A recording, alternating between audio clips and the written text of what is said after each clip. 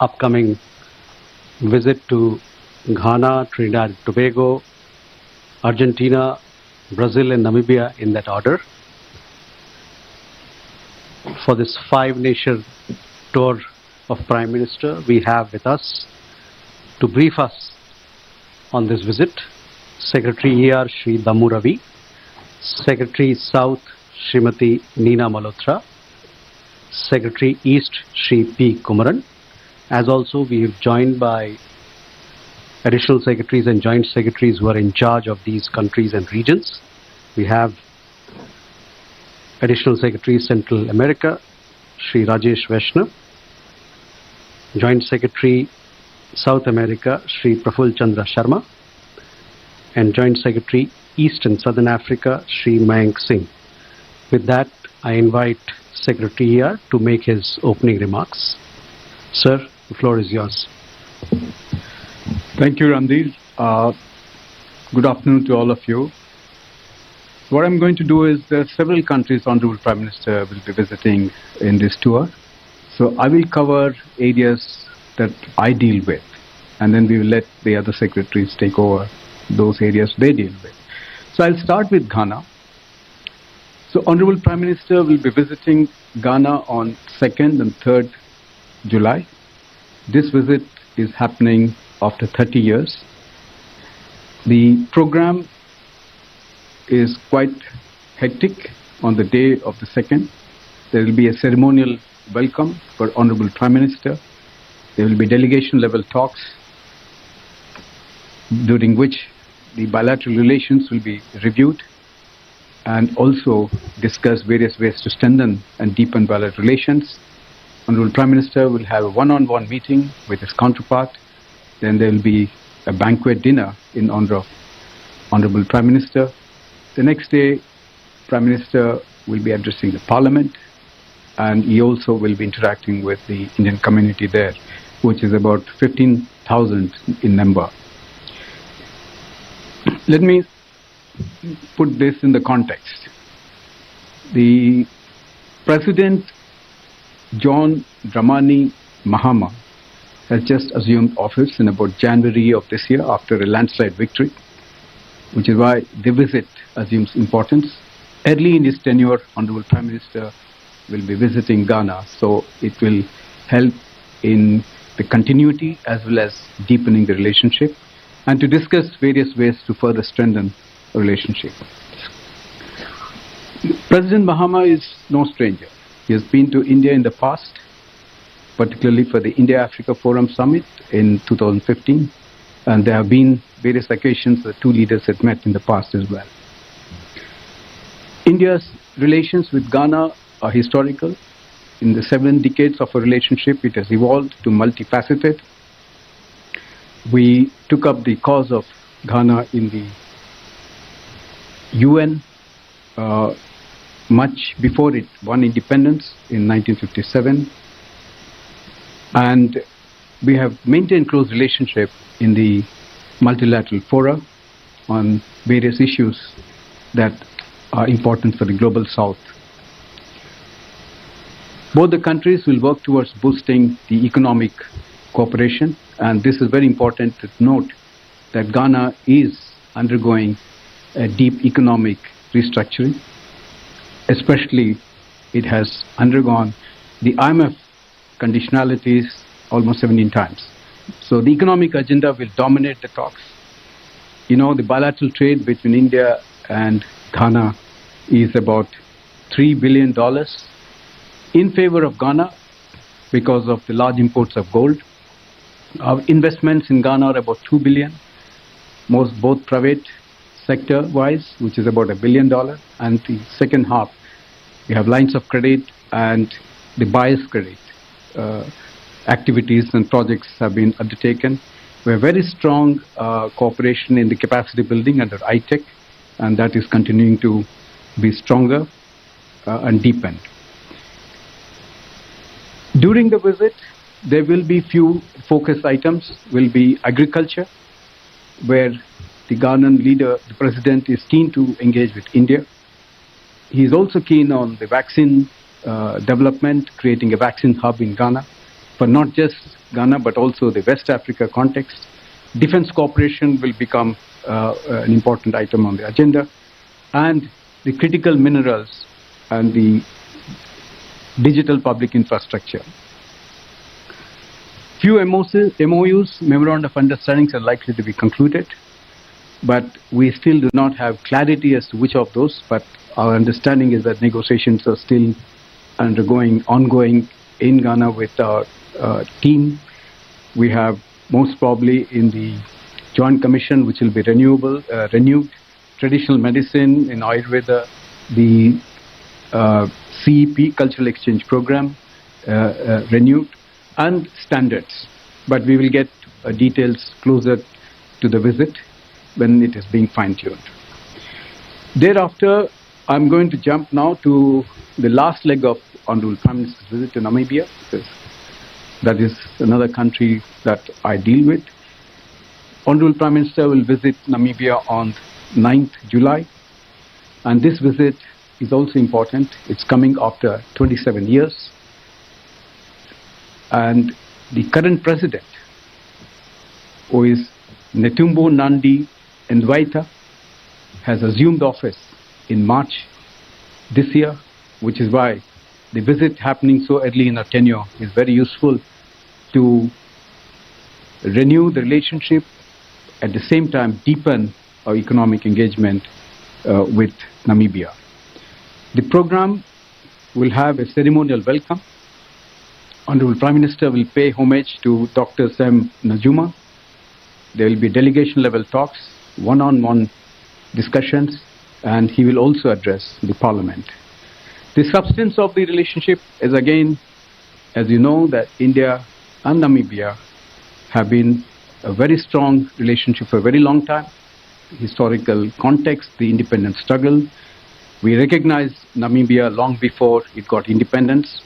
We took up its cause in the UNGA in 1946 and also allowed to set up a diplomatic mission in India in 1986, even before it got independence in 1990. The bilateral relations are very wide-ranging. Let me focus on the trade here. It is 600 million, marginally in favor of India. Our investments are about 800 million, mostly in mineral resources like zinc and diamond processing.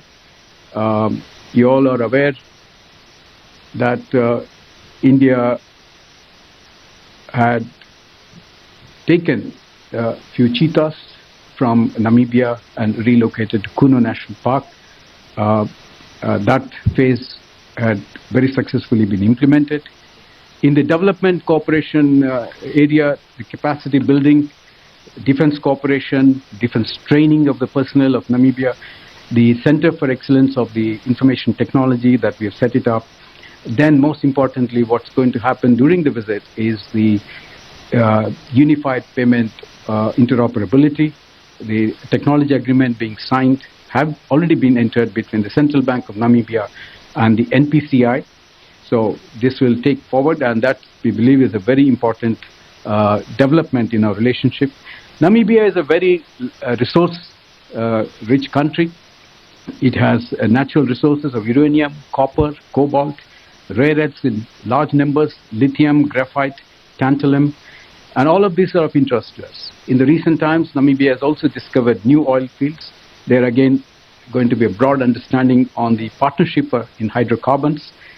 Namibia is also keen to engage with us in agriculture and pharma, and we will be exploring India's low-cost solutions like the DPI, Jan Aushadhi, traditional medicine, Ayurveda. You have to understand in a broader context how important is partnering Africa. We have done the India-Africa Forum Summit 3 in 2015. We will be very soon doing the India-Africa Forum Summit 4. And in that context, engaging with Africa, with both individual countries and the AU are very important. Africa in recent time has also evolved. It's become more aspirational. It wants manufacturing to happen in the country, and it wants value addition to happen in the country. The Africa-wide free trade continent is another great opportunity to engage with Africa. So we have to keep this at the back of our mind, dealing with Africa. There are lots of opportunities, and we need to to look at this with more keenness. Let me now touch upon Honorable Prime Minister's visit to Rio. The 17th BRICS Summit is taking place on 6th and 7th. Honorable Prime Minister will arrive on the 5th evening, but the main program is on the 6th. As you know, the format is very clear. There are full members, which are 10. There are about 12 partner countries. There are 8 invitee countries at the head of state, head of government level, and there are 7 heads of regional and multilateral bodies. The theme of the Rio Summit is strengthening global South cooperation for inclusive and sustainable governance. The program on the 6th includes the first agenda item is the reform of the global governance, where only the full members will participate. And thereafter, there is the second item on the agenda, the peace and security, which is in the working lunch format, where the leaders will discuss the agenda item, and all of this will be captured in the leaders' statements, which will be seen as deliverables. Post lunch, the third item on the agenda is strengthening multilateralism, economic financial affairs, and artificial intelligence. Later that evening will be an official reception. All the leaders will be participating. The next day, which is on the 7th July, the fourth item of the agenda is environment, COP30, and global health. As you are aware that Brazil will also be hosting COP30 later in the year, in November, which is why climate change and COP issues become very important. As you know, the BRICS process is led by the chair, and they set the agenda, but the decisions are in a consensus-based format. We are hopeful that there will be 4 deliverables, although discussions are continuing still at the Sherpa and the Sous-Sherpa level. The leaders' declaration, the leaders' statement on global governance and artificial intelligence, the leaders' framework declaration on climate finance, and BRICS partnership for elimination of socially determined diseases. There will also be, in addition, 4 reports that will be submitted to the leaders. One, the deliberations happened during the National Security Advisors level, the Business Council meetings that would have happened before that, the Women's Business Alliance report, and the Civil Council report. As you know, that all these discussions in the last few months across various platforms and working groups will find convergence in the declaration of the leaders, which will be endorsed by the leaders during that time. Both at the Sherpa and the Sous-Sherpa level, there have been intense discussions that have taken place. What we also notice that the Brazil's agenda more or less is encapsulating the ideas of the global South. And these are more or less in alignment with India's positions. And lastly, India will be holding the chair of the BRICS next year, and which is why, in this context, Honorable Prime Minister's visit is even more important for us. I pause at this stage, and if there are any questions later, we will come back. Thank you very much. Over to you, Ram. Thank you, sir. I now invite Secretary South to brief us on Prime Minister's visit to Trinidad and Tobago. Ma'am, please. Thank you, Randhir. Namaskar and very good afternoon to all of you. As you are aware, Honorable Prime Minister Shri Narendra Modi will be undertaking an official visit to the Republic of Trinidad and Tobago from 3rd to 4th of July 2025 at the invitation of Prime Minister Her Excellency Mrs. Kamala Prasad Bisesar. This marks the first visit by Prime Minister Modi to TNT or Trinidad and Tobago as Prime Minister, and is the first bilateral visit by an Indian Prime Minister to TNT since 1999. The visit comes at an opportune time as this year in 2025 the country is commemorating 180 years of the arrival of Indian immigrants to Trinidad and Tobago. This shared history forms the bedrock of our close and enduring people-to-people ties. India was one of the first countries to establish diplomatic relations with TNT following its independence in 1962. Our bilateral ties are rooted in shared democracies, pluralism, and a vibrant diaspora connect. Trinidad and Tobago is home to one of the largest Indian diaspora in the region. In fact, the Indian origin community in TNT comprises 40 to 45% of its population. I am told that currently both the President and Prime Minister are of Indian origin. Incidentally, both are women, both are lawyers, and both have a deep sense of pride in their Indian roots and heritage and describe themselves as daughters of India. We in India also celebrate and admire their achievements. Both have been recipients of Pravasi Bharatiya Samman, and our Prime Minister was the first foreign leader to congratulate PM KPB when she has won the election in April 2025. She is the first female Prime Minister not only in TNT but also in the entire Caribbean region. The entire Indian community in Trinidad and Tobago is very enthusiastic about the upcoming visit of Prime Minister Modi, and a large diaspora interaction event is being planned during the visit. During the visit, Honorable PM will hold high-level discussions with both President and Prime Minister, and the leaders are expected to cover the entire gamut of our bilateral relations as well as regional and multilateral aspects. PM KPB will also host a dinner for Prime Minister Modi. India's development partnership with Trinidad and Tobago is robust and diverse. It includes capacity building initiatives, grant-based projects, and healthcare initiatives. Both sides are now seeking to expand and diversify our cooperation into emerging areas such as pharmaceuticals, tertiary care, renewable energy, digital public infrastructure, agriculture, and disaster resilience, in addition to innovation and technology. We will also continue to focus on sports, academic, and cultural cooperation. A set of bilateral documents in different areas of cooperation are expected to be signed. In a special gesture, PM Modi will also address the joint session of the Parliament of Trinidad and Tobago. The visit is expected to strengthen the bilateral partnership across key areas and reaffirm our enduring ties with the Caribbean. I shall stop here and will be happy to take questions later on. Thank you, ma'am. I now invite Secretary East to brief us on Prime Minister's visits to Brazil and Argentina. Sir. Thank you, Randhir. Thank you and good afternoon, dear friends. Secretary Yar just mentioned about the BRICS portion of the visit to Brazil. I will try and add on to that by talking about the bilateral segment of the visit, which will be on, I'll start with Brazil, which will be on 8th of July. 6th and 7th will be the Rio segment for the BRICS summit.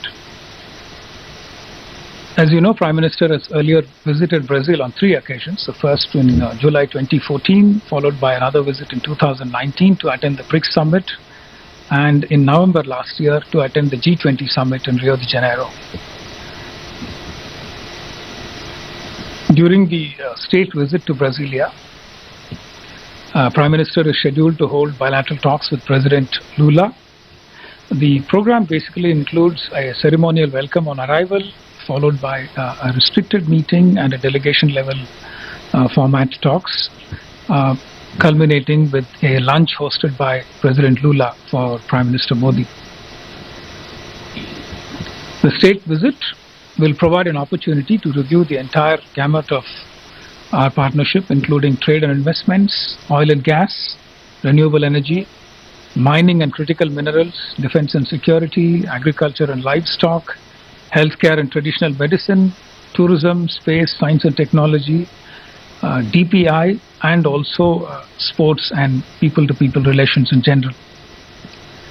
Both leaders will also be discussing during their talks global issues of mutual interest.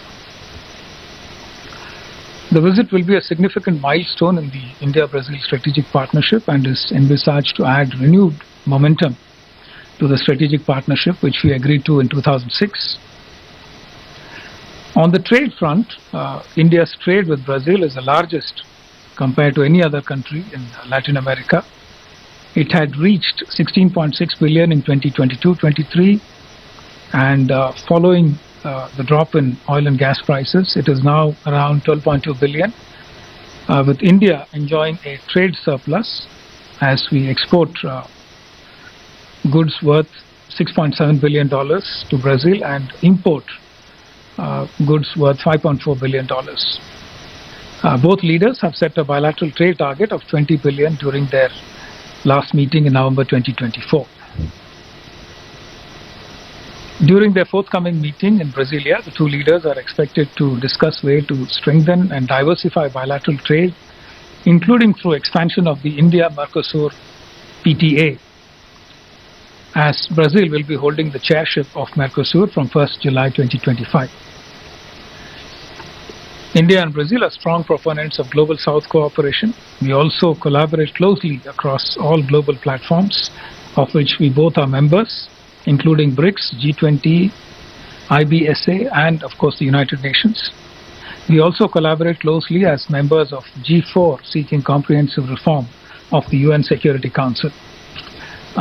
We are looking at a few important bilateral MOUs and agreements, especially in renewable energy, agricultural research, and security cooperation.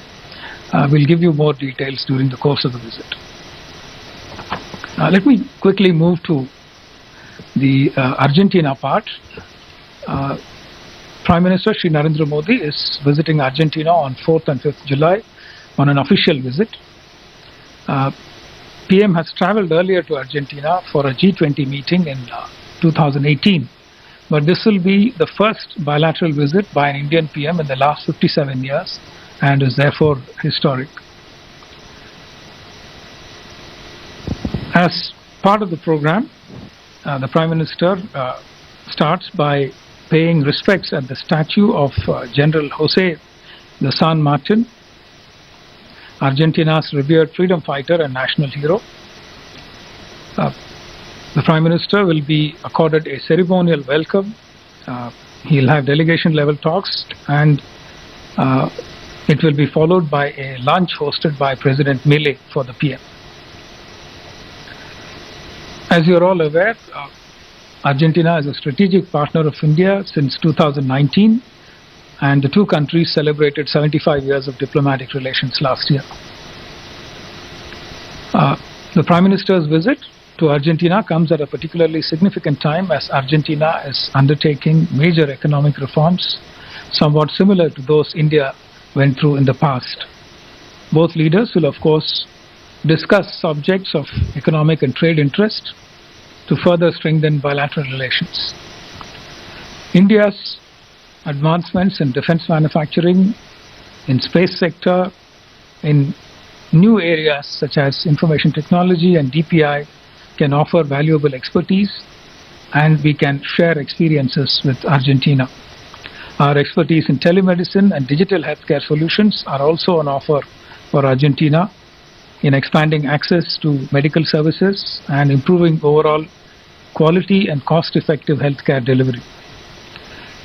Argentina holds the world's second largest shale gas reserves and the fourth largest shale oil reserves, along with, of course, substantial conventional oil and gas deposits, making it a potentially important energy partner for India in the future.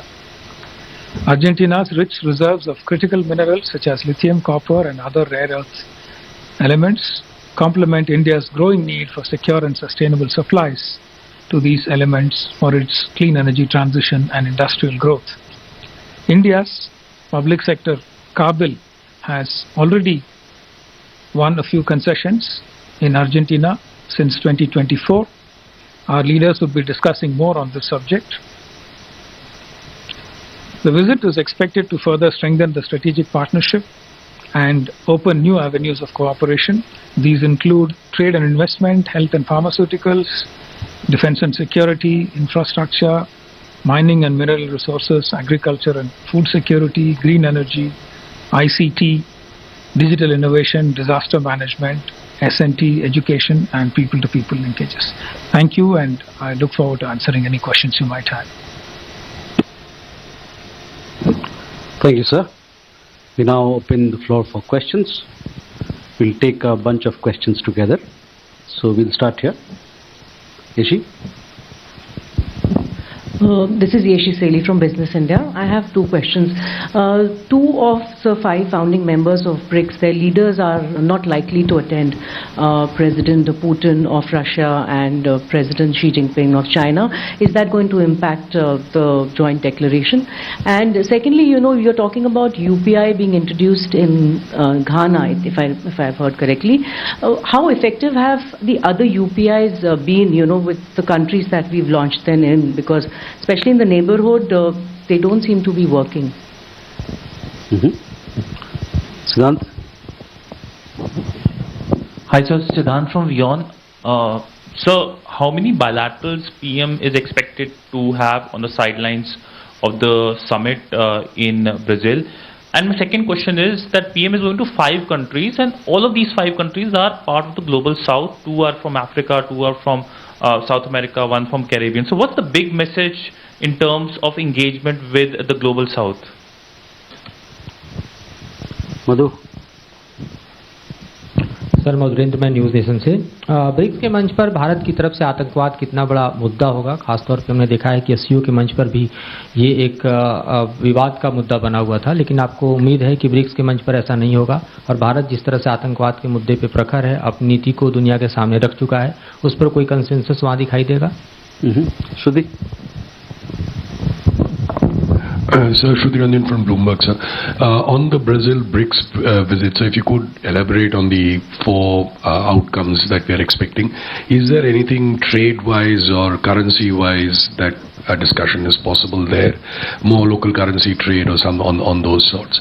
And sir, both to you and to Secretary Kamran, so is there anything broad outline that you can give us on the critical minerals? What are the kind of agreements or understanding that we are looking for from these countries that we visit? Suhasini?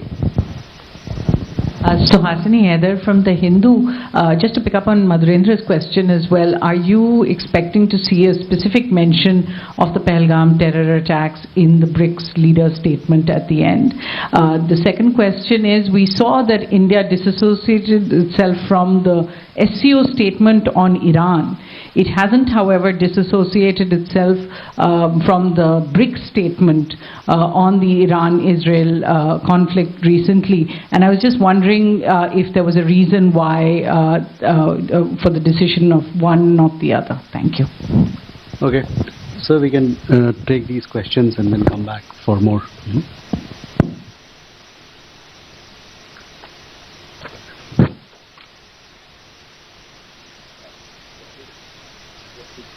Yes, sir. Well, I think there's wide-ranging questions here. What I'll do is I'll try to not specifically answer each one of you, but I think I got a sense of what you're aiming at. First, let's say the issue of the leaders not being there, which is the Chinese leader and the Russian leader. But I think this is already known that Xi Jinping had been to that country few occasions. Perhaps, he's not going there. It's his decision. But I think irrespective of that, we'll have to be our solidarity with BRICS. I think Prime Minister's visit is an expression of India's solidarity with the BRICS, and we are going to hold the chair next year. So it's important to connect with leaders that will be there. Now look at the entire leadership. More or less everyone has confirmed the full members, the partner country members, and the inviting countries. It's a great opportunity for Honorable Prime Minister to connect with the leaders of the Global South, most of which will gather there. And they will be on the sidelines meetings, interactions with the leaders. And it's a great opportunity. We must look at it. On the UPI, now, it's something new for many countries in the Global South. It's important to also understand the technology behind it. This is, most countries, we traveled across in Africa, first of all, to understand this concept will take time. When you execute it, it's a process, and an evolution of that process also will take time. But I think there's been a good success. I don't know the number, but I can say that around more than 20 countries have entered into the UPI arrangement. But to get the mechanism operational, it will take time. It will also mean that capacity building on both sides. The ability of this country to absorb the technology and to use it. I think this is a process we should have some patience when it finally be able to be effective. In the meetings, Siddhant has asked about how many meetings in the Global South and 5 countries. Yes, I think it's a great opportunity. All the countries that Honorable Prime Minister is visiting are members of the Global South in some way or the other. And it's again a reiteration of the solidarity, where the more meetings with the Global South is better. Now, there is something which both sides should be able to learn from each other. One of those issues on the Global South not getting adequate attention in the multilateral fora, reform of the multilateral system. These are all very important. Climate change, climate finance, artificial intelligence, the elements related to it, the ethical use of AIs, again, India's low-cost solutions, which is the digital public infrastructure. These are all very important. One need to engage with each other to have convergence and consensus, and also adapt those solutions that are useful for countries in the Global South. Now, terrorism, I don't deal with SCO at this point of time, but I think let me focus myself just on BRICS. There is no contradiction in the way the members have come out with their understanding and their sympathy and their solidarity with India and Pahalgam. I think this has been very well captured in the declaration, and all the members are very sensitive to this matter. And there is also a broader understanding of how to deal with this menace of terrorism, and there should be no one be spared in dealing with it. I think that is very well captured, and I don't have to go into details. I think when you get the declaration out, you will see the language is much to your satisfaction there. In terms of currency, local currency and trade, let me tell you that countries in the Global South are also looking for alternatives. Again, it's not a de-dollarization issue. The countries are also doing trade settlement in national currency. This has been going on for quite some time. But what's happening in the BRICS is precisely that. We are trying to bring in some understanding of how important it is to have alternative mechanisms in being able to do trading in the national currencies, and also to be able to do projects in the national currencies. Now, this is again a process. Countries will have to understand the mechanisms and how to do it. It's also not just the countries and the central banks, but also businesses have to plug in to this idea. So that's a process, and we are confident it will find traction more and more in the days to come. In terms of critical minerals, again, the new technologies of the 21st century, all of them depend on critical minerals. And we have to be aware of the fact that these technologies of the 21st century, critical minerals, are very, very important. We have to find ways to get bilateral understanding mechanisms to be able to capture that. And just not in the context of bilaterally, but also in terms of partner countries. Partnering with many countries to be harnessing critical minerals, both in terms of the processes and acquiring these minerals around the world. But I think, Secretary East has already mentioned that we have achieved good progress in Argentina. And Africa is full of those minerals. And we believe that, we have to be much more focused in being able to tap that resource in Africa. And I think Kabil and National Mineral Development Corporation, they are very much actively looking at opportunities in Africa. And I think in this context, Honorable Prime Minister's visit to both Ghana and Namibia become very important. These are areas where we believe there is a lot of opportunity, and we will be looking at it very closely. On the leader's statement on Pahalgam, I've already touched about it. Now, Iran, this is a development that had happened very recently, where there again, all the leaders at the Sherpa and the Shu Sherpa level were able to find convergence, and that language has been acceptable to all the members. What happened in SCO, I'm not able to tell at this point of time, but I think in terms of the developments, the geopolitical tensions in West Asia, that language is much to the satisfaction of all members at this point in time. Thank you. So would like to add something? Let me also try and supplement something to what Secretary ER said. On critical minerals particularly, Argentina is a part of the lithium triangle, which comprises Argentina, Chile and Bolivia. We are talking to all three of them. We are also talking to Peru and Bolivia to try and acquire mining concessions that hold lithium, molybdenum and other critical minerals that are useful for our green transition and for advanced manufacturing. Between Kabul and Coal India Limited, they have picked up 4 concessions in Argentina. Negotiations are ongoing. This is in Catamarca province of Argentina. There is an Argentinian PSU, provincial PSU called Camien, with whom they are working, partnering to develop these sites and to pick up lithium from there, refine it and then bring it into India for our purposes.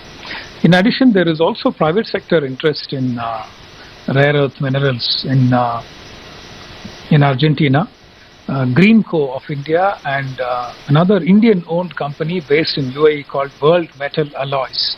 They are also interested in investing in Argentina. They've also picked up one concession. And there is, from what we have very, very recently, there are other Indian companies also interested in picking up stakes in lithium mining companies and refining companies in Argentina. We hope to be able to share more details whenever they are available with us. One short point on what Secretary ER said about UPI launches in other countries. In fact, UPI launches, we have been taking it at 2 levels. One is sharing the UPI model itself as it is with other countries. The other is to try and connect existing systems there with our UPI system through cross-border linkages. We've done that with Singapore. We're looking at Thailand, Philippines. We've also done that with France. I can tell you that with Singapore it is working extremely well. I've tried it myself. And the challenge with launching UPI in other countries is that there are a lot of associated challenges that come with just the source code. It's not a box that we give to other countries and it starts working the next day. There are regulatory capacity building requirements. There are legal adjustments that need to be done. All that needs capacity building and training people to pick up and run once the software is in place. So those are the reasons why it takes more time than you would normally expect. But we are on it. We are working with a lot of private sector partners, NGOs, etc., to try and push UPI solutions to help countries of the global south enhance their citizen service delivery. Thank you. Ma'am, do you have anything to add? No, just wanted to add, I think most of the points have been covered by the 2 secretaries. I just want to say that India has always been committed towards addressing the needs and aspirations of fellow developing countries. But in the last few years, in the last 10 years or so, our engagement has intensified considerably. If you see CARICOM, in fact, the last visit of PM was 7-8 months ago to Guyana when we had the second India CARICOM summit. So this visit comes within a span of 8 months of that visit. And in between, we've had several high-level visits from that global south countries, particularly from South Central America as well as Caribbean. We had, in fact, the visits by the presidents of Peru and Chile. We had a foreign minister of Honduras. We have had the deputy prime ministers of Jamaica. And we also had a big India LAC conclave where we had 15 ministers from various countries. So there's a huge focus on the CARICOM and the Latin America part, and we are now diversifying our engagements into emerging areas. So this visit is basically a reaffirmation of our focus on the global south, and it takes forward the process that we initiated with the Voice of Global South Summit during G20, and thereafter we've had 2 summits already. So we look forward to having more intense engagements with this region. Thank you. Next round, so we start here. Uma? Sir, I'm Huma Siddiqui from Strat News Global. I have two questions. One, you talked about Brazil and you talked about defense and space. So is any defense deal expected to be announced or talked about during the visit? And in the space sector, especially with Brazil, what is the status there? And in Argentina, will there be any talk related to nuclear small plants, reactors, sorry, and they were talking about it, so if there's any update on that. Pranay? Sir, Pranay Upadhyay from TV Today Network. My question is that in this foreign visit, how many countries Prime Minister would be receiving some awards and civilian awards and honors? So if you can list out. Krishna Mohan? Sir, Krishna Mohan Sharma, Bharat express से। मेरा दो सवाल है, एक से जुड़ा हुआ है। जो प्राइम मिनिस्टर का विजिट है और जो ब्रिक्स में हमारी मीटिंग होगी, इसमें हमारे और कितने मिनिस्टर साथ जा रहे हैं और कोई बिजनेस डेलीगेशन भी है क्या हमारे देश से? Okay, Srinjoy? Sir, during the visit to Argentina, which has faced significant terror attacks in the 90s, do we expect a joint declaration on terrorism? Secondly, perhaps one of the few countries in the world which has sent Army, Navy and Air Force chiefs to India on visits is Brazil.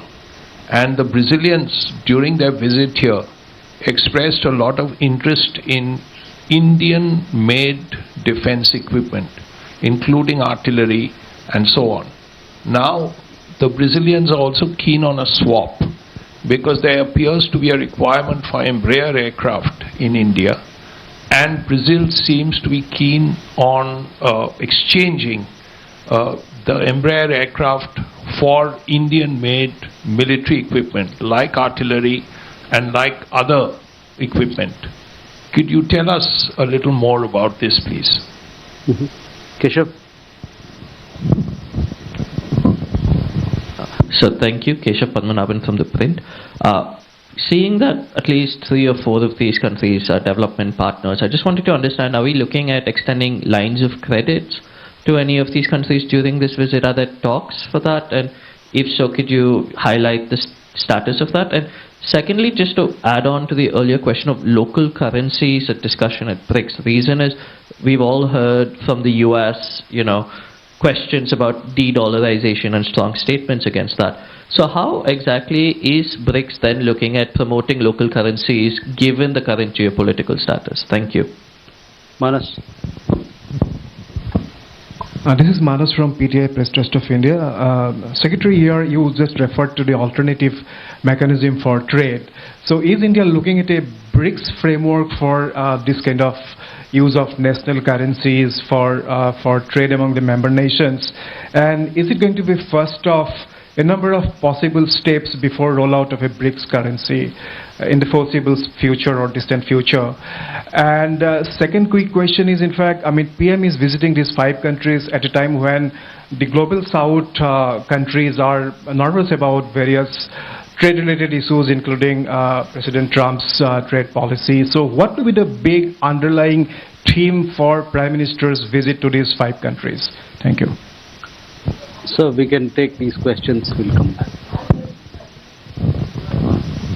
We'll come back to you later. Sir.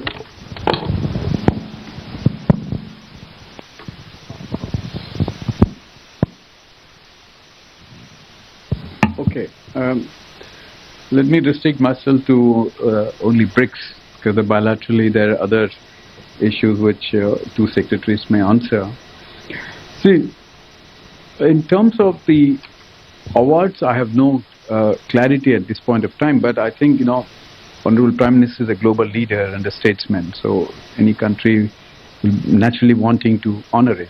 So at this stage, I have no clarity in that. So we leave it at that when the visit actually happens. In terms of BRICS delegation, कोई ministers जा रहे हैं prime minister के साथ, वो तो ये सवाल तो हम नहीं बोल सकते अभी तक, लेकिन ऑलरेडी मिनिस्टीरियल लेवल का जो वर्किंग ग्रुप लेवल और मिनिस्टीरियल लेवल का जो मीटिंग हो चुका है इन द ब्रिक्स फॉर्मेट में, बिजनेस काउंसिल, बिजनेस डेलीगेशन, उनका जो मीटिंग्स है 4th and 5th को होगा. उसके बाद जो उनका जो डेलिब्रेशंस है वो सारे डिक्लेरेशन में आएगा. एक मौका भी मिलेगा उनको प्राइवेट लीडर्स के साथ मिलने को on the 6th. Otherwise, there are about 150 deliberations happening in the BRICS context. So many of the tracks have covered ministerial dialogues, interactions, and the business interactions have already been adequately covered. So all of this will feed into the leaders' declaration. In terms of LOCs, whether there are new LOCs being offered, now the lines of credit, India, as you know, has extended to countries in the global south quite enormously. Now, our exposure to Africa itself over 12 billion. There are ongoing projects and concluded successfully many projects.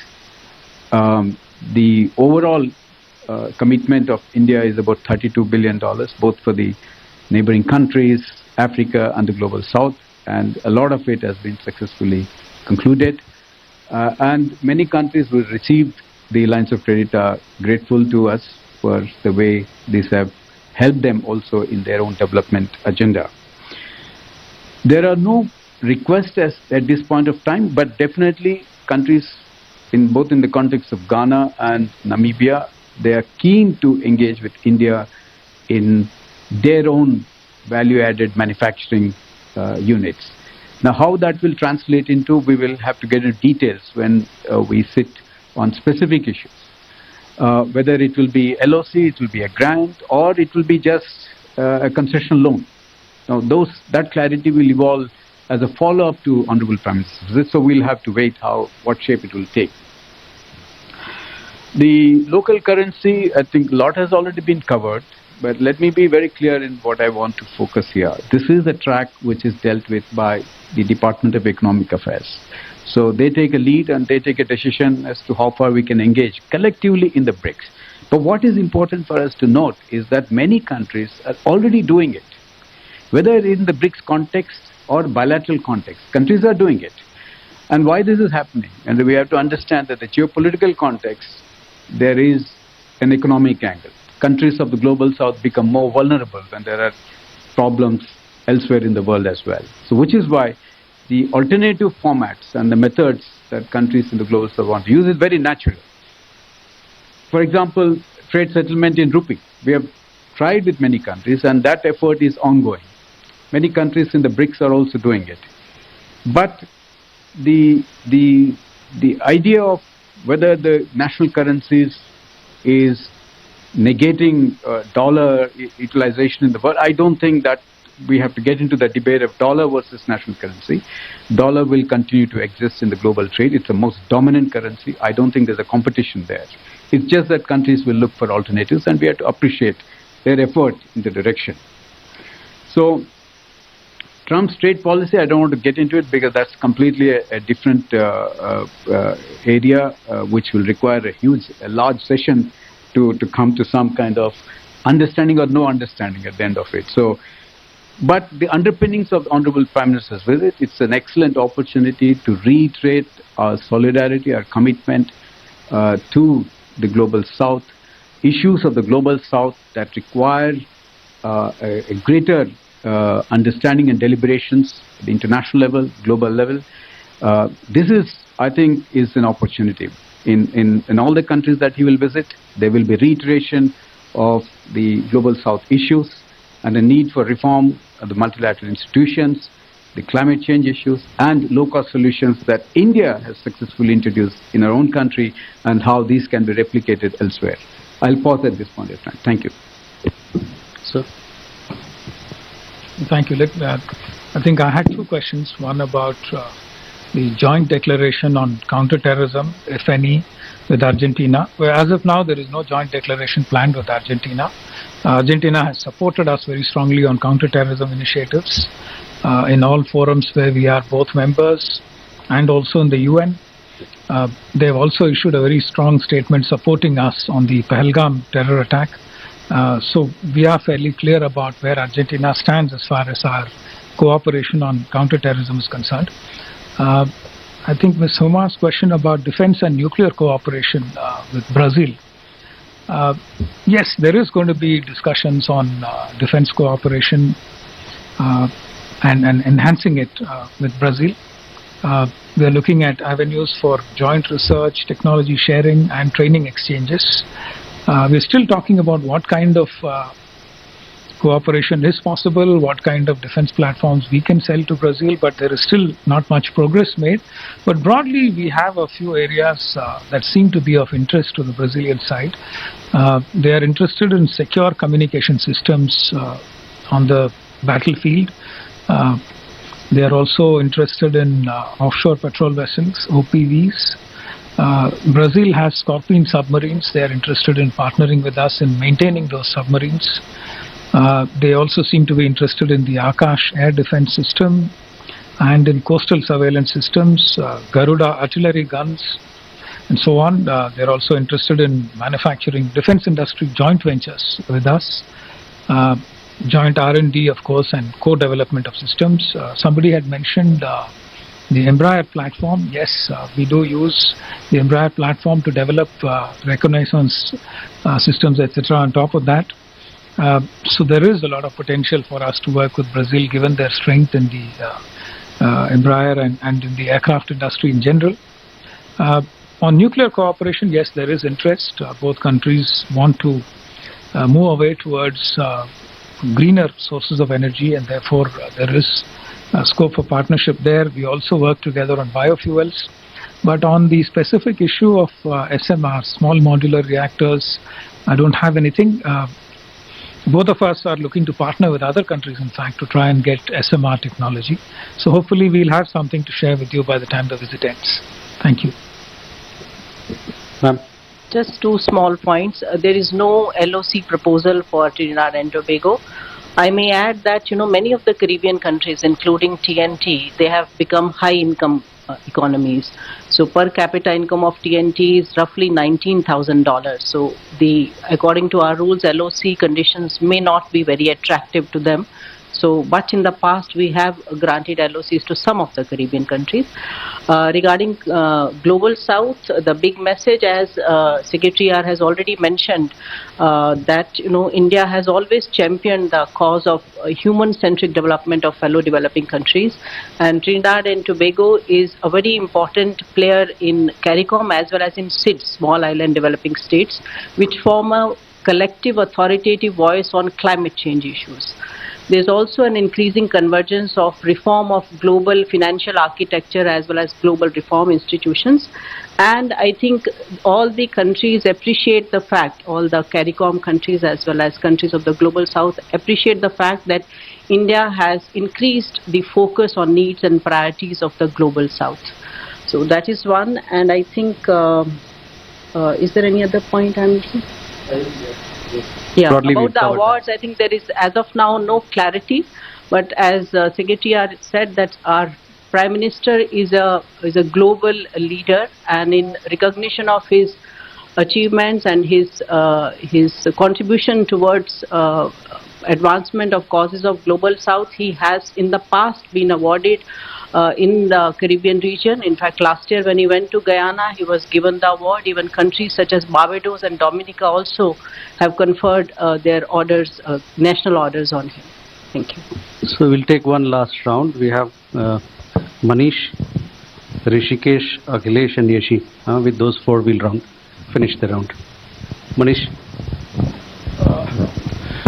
Sir मैं मनीष झा हूँ TV9 Bharatvarsh से EM अभी Washington में है quartz meeting में भाग लेने के लिए प्राइम मिनिस्टर ब्रिक्स जा रहे हैं अब तक हम लोग बहुत अच्छे से बैलेंस करते आए हैं ब्रिक्स को और क्वाड को लेकिन ब्रिक्स के पर्टिकुलरली एक मेंबर की तरफ से ये नैरेटिव सेट किया जा रहा है कि India is not a reliable partner क्योंकि वो वेस्ट का भी सहयोगी है तो ट्रस्ट फैक्टर कितना इम्पोर्टेंट है ब्रिक्स के इस समिट में और खास करके जब अब ईरान का भी इशू आ गया है और ब्रिक्स के कई कंट्री ये देख रहे हैं कि इंडिया वेस्ट की तरफ ज़्यादा भी झुक सकता है. Thank you. Okay. Rishikesh? Sir, Rishikesh from PTI. So in April this year, BRICS foreign ministers have failed to reach consensus on a joint statement. So what steps have been taken to resolve these differences? And now, because terrorism is also becoming an issue, so are you hopeful of getting issuing this joint statement? Okay. Akhilesh, आपको सवाल है? Sir, I am Akhilesh Suman from Doordarshan.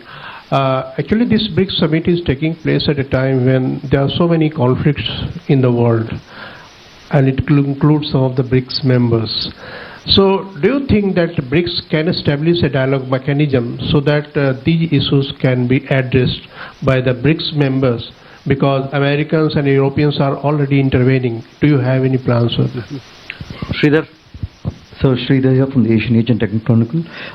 Just wanted to know, out of the 5 countries, in 3 countries, the Prime Minister would be addressing the Parliament of those countries. Is it just a recognition of the historical relationship that we have had with the Caribbean and Africa, or is there a larger objective? And also, the BRICS, are we, we had a very long campaign ahead building up to our chairmanship of the G20.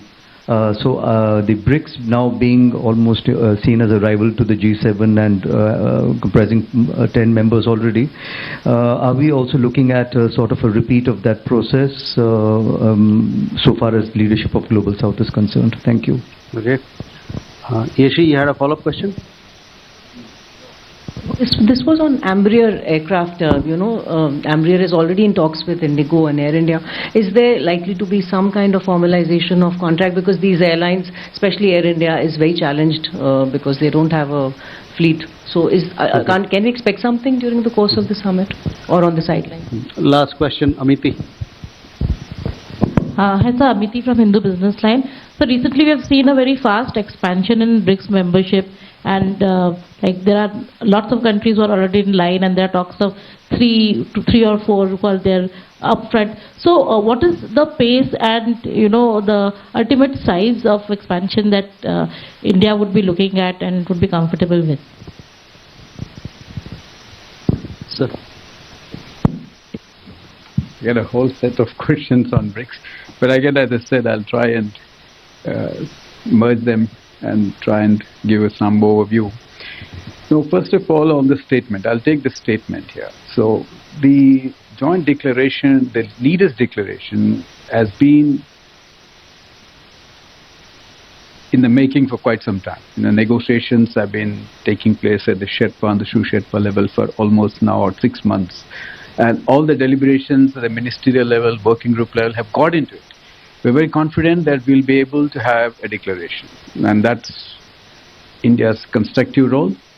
And all the members understand that it's important to have the leaders' declaration, because that's also a success of not just the host, but all the BRICS members also need to reflect that sentiment. So keeping that in view, we are confident we will have a declaration. The question about EM's visit to Washington, Quad, and India being perceived very differently closer to West, but I think these are perceptions. Perceptions of individuals and people will differ.